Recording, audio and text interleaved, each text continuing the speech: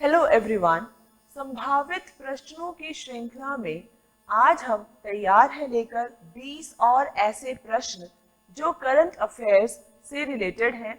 और ये हमारा प्रयास आपके लिए है ताकि जो 12 फरवरी को बीपीएससी का प्रीलिम्स होने वाला है उसमें आप अधिक से अधिक स्कोर कर सकें। तो ज्यादा से ज्यादा स्कोर करने के लिए चलिए हम पढ़ लेते हैं जल्दी से इन 20 प्रश्नों को, ताकि आपका जो नंबर है वो बना रहे और आप अच्छा स्कोर कर पाए।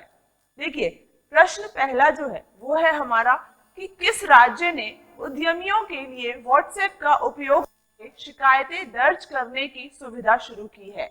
ये बहुत इंपॉर्टेंट सवाल है, क्योंकि जब भी कोई नया ऐप लॉन्च होता है या जो सरकार है, केंद्र सरकार या राज्य सरकार द्वारा कोई भी इनिशिएटिव लिया जाता है उद्यमियों के लिए या फिर एग्रीकल्चर से रिलेटेड, तो वो इम्पोर्टेंट हो जाता है। इसका आंसर है इसका, आप इसे याद कर लें। ओके, दूसरा सवाल है हमारा, बहुत इंपॉर्टेंट है, ये अभी चर्चा में भी है। AK-203 असॉल्ट राइफलों के निर्माण के लिए भारत रूस का जो ज्वाइंट वेंचर है वो किस स्थान पर शुरू हो रहा है। मतलब AK-203 जो है इसका जो मैन्युफैक्चरिंग यूनिट है वो कहाँ पर बना हुआ है, और ये कहाँ पर क्या है, अमेठी उत्तर प्रदेश में। ये बहुत इंपॉर्टेंट है सवाल। देखिए, कौन सा राज्य, प्रश्न 3 है, G20 के तहत आयोजित थिंक 20 बैठक का मेजबान है। तो थिंक 20 क्या है, यहाँ पर हम बैठकर विचार विमर्श करते हैं जो भी हमारा ग्लोबल इश्यू होता है। देखिए, G20 की जो प्रेसिडेंसी है वो G20 की अध्यक्षता जो है वो भारत के पास आई है 2023 के लिए। तो यहाँ पर भारत जो है अलग अलग शहरों में बहुत सारी मीटिंग्स करने वाला है, उसी से संबंधित है थिंक 20। और ये कहाँ पर होने वाला है, तो ये है मध्य प्रदेश में, और ये हो चुका है।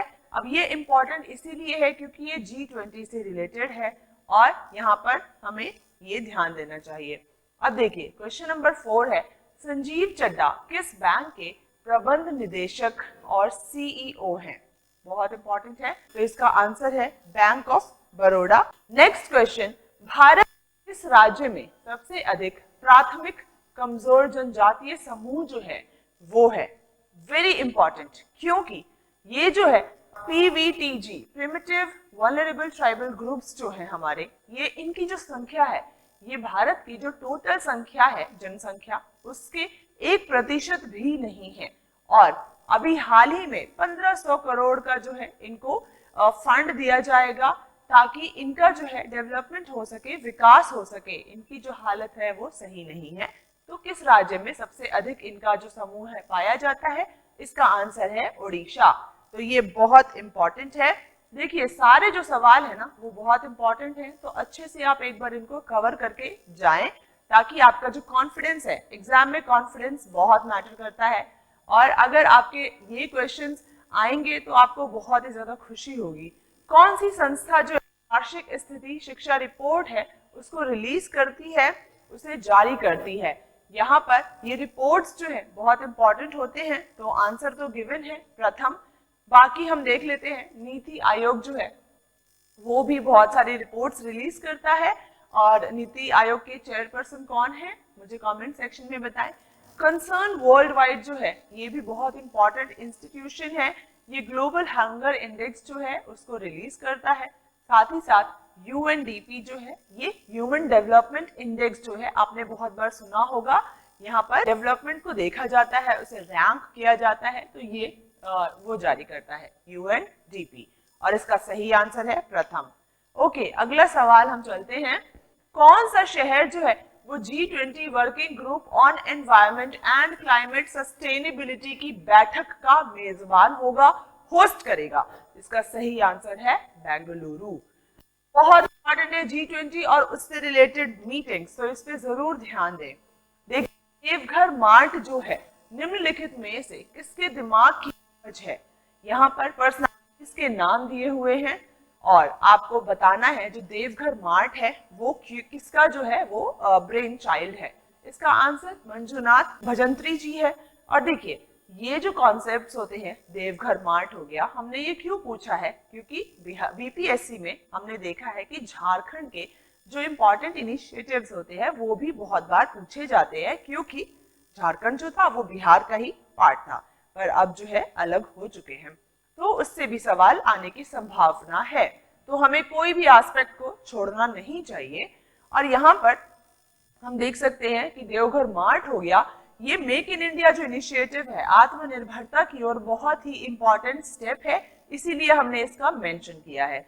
अब यहाँ पर एक और नाम मेंशन है कुंदन कुमार जी का, जो है डीएम वेस्ट चंपारण डिस्ट्रिक्ट के। इनका भी एक ब्रेन चाइल्ड है, इनिशिएटिव है, जिसको हम चनपटिया मॉडल बोलते हैं, और वो भी इंपॉर्टेंट हो जाता है क्योंकि वहां पे स्किल मैपिंग के थ्रू जो है लेबर्स को इंफ्रास्ट्रक्चर प्रोवाइड कराया गया, और अभी जो है वो लेबर्स ओनर्स बनकर बैठे हैं फैक्ट्री के और अच्छे से फैक्ट्रीज चला रहे हैं, आत्मनिर्भर बनाया गया है। देखिए, इनमें से कौन सा रेलवे स्टेशन जो है उसको इंडियन ग्रीन बिल्डिंग काउंसिल द्वारा प्रतिष्ठित गोल्ड रेटिंग पुरस्कार से सम्मानित किया गया है। बिहार में जो भी डेवलपमेंट्स होती हैं तो ये ग्रीन रेटिंग जो है इसीलिए मेंशन किया गया है क्योंकि यहाँ पर हमें जो है क्लाइमेट चेंज की ओर हम बहुत ही ज्यादा अच्छे इनिशिएटिव्स लेकर आ रहे हैं। पॉल्यूशन हो गया या फिर जितना भी हम अपने एनवायरनमेंट को साफ और सुरक्षित रख सके किसी भी इनिशिएटिव से, तो वो स्टेशन कौन सा है? बापूधाम मोतिहारी स्टेशन है, जिसे ग्रीन गोल्ड रेटिंग का जो है खिताब दिया गया है। बहुत इंपॉर्टेंट हो जाता है। निम्नलिखित में से किस राज्य में लीची के लिए जीआई टैग है? इसका आंसर होगा, आप गेस करिए, तब तक मैं आपको समझाती हूँ। यहाँ पर हमने ई ऑप्शन पे मार्क किया हुआ है क्योंकि इसका आंसर इनमें से है, लेकिन एक से अधिक ऑप्शन जो है वो है इसके आंसर, और इसका आंसर है असम और बिहार। इन दोनों में लीची को जो है जीआई टैग दिया गया है। देखिए, निम्न में से कौन सा पहला भोजपुरी ओटीटी ऐप है? Very important.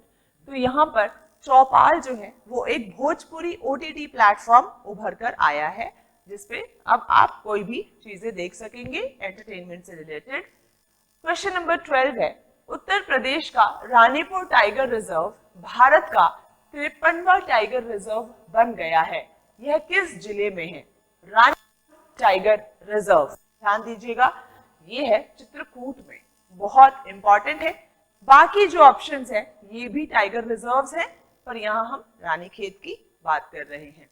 Okay, question number 13 है, सतलुज जल विद्युत निगम निम्नलिखित में से किस जिले में सौर ऊर्जा परियोजना विकसित करने में योजना बना रहा है? सौर ऊर्जा मतलब सोलर एनर्जी। तो हम जो परियोजना बना रहे हैं वो किस जिले में बना रहे हैं? हमारा जो सोलर एनर्जी है उसका जो टारगेट है उसे कंप्लीट करना है, तो इसका आंसर है Jamui Banka. Very important. Okay, अगला सवाल है, निम्नलिखित में से कौन सेबी का अध्यक्ष है? सेबी बहुत बहुत इंपॉर्टेंट इंस्टीट्यूशन है, फाइनेंशियल मार्केट की बात की जाए तो इसका आंसर है माधवीपुरी बुच।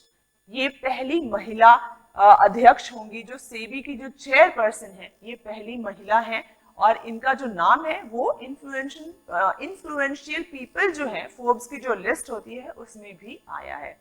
और देखिए, यहाँ पर हम नेक्स्ट क्वेश्चन पे चलते हैं। नीतीश कुमार जी जो है उन्होंने कितनी बार मुख्यमंत्री पद की शपथ ली है? इंपॉर्टेंट है क्योंकि नीतीश कुमार जी बहुत इंपॉर्टेंट पर्सनालिटी है, मुख्यमंत्री रहे हैं वो, और कितनी बार? 8 बार रहे हैं। इनफैक्ट नीतीश कुमार जी को चाणक्य का खिताब भी दिया गया है, तो हमें इस बारे में जानना जरूरी है। देखिए, 16वां क्वेश्चन जो है वो है, हाल ही में कांवड़ ताल नम भूमि को बिहार का पहला रामसर साइट घोषित किया गया है। ओके, हाल ही में मतलब 2020 में इसे घोषित किया गया था। वेटलैंड जिसे हम बोलते हैं, और यह किस जिले में उपस्थित है? तो वो है हमारा बेगूसराय। बेगूसराय जिले में उपस्थित है। अब देखिए, अगर हम वेटलैंड्स की बात करें तो बिहार में 5 और वेटलैंड्स जो हैं उनको भी रामसर स्टेटस दिलाने की बात की जा रही है। ये लेटेस्ट डेवलपमेंट है, तो वो हम आगे की वीडियोस में देखेंगे कि उन 5 वेटलैंड्स में से कौन कौन से क्या क्या नाम है। बिहार के किस जिले में देश की पहली वन हेल्थ लैब का उद्घाटन किया गया है। वन हेल्थ लैब बहुत इंपॉर्टेंट है, क्योंकि यहाँ पर जो हमारे बेबीज होते हैं उनके जन्म होने से पहले ही स्क्रीनिंग कर दी जाएगी अगर कोई भी बच्चे को कोई आगे चल के भविष्य में कोई बीमारी होने वाली है। इस मकसद से ये बहुत इंपॉर्टेंट है। जीनोम सीक्वेंसिंग का नाम सुना होगा, यूपीएससी में भी इससे रिलेटेड सवाल आ चुके हैं, इसीलिए ये इंपॉर्टेंट हो जाता है। तो ये जो है लैब का जो उद्घाटन है वो मुजफ्फरपुर में किया जाएगा।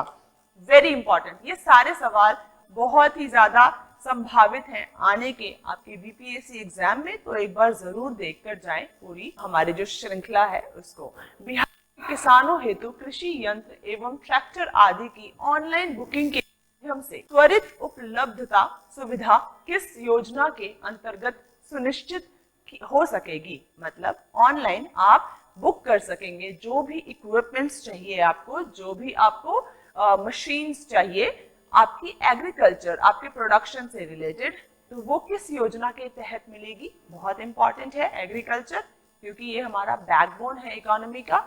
मुख्यमंत्री हरित कृषि संयंत्र योजना, इसके तहत आप एक एप्लीकेशन है जिसमें आप बुकिंग कर सकेंगे। फार्मर्स के लिए ये बहुत ही अच्छा सपोर्ट सिस्टम है।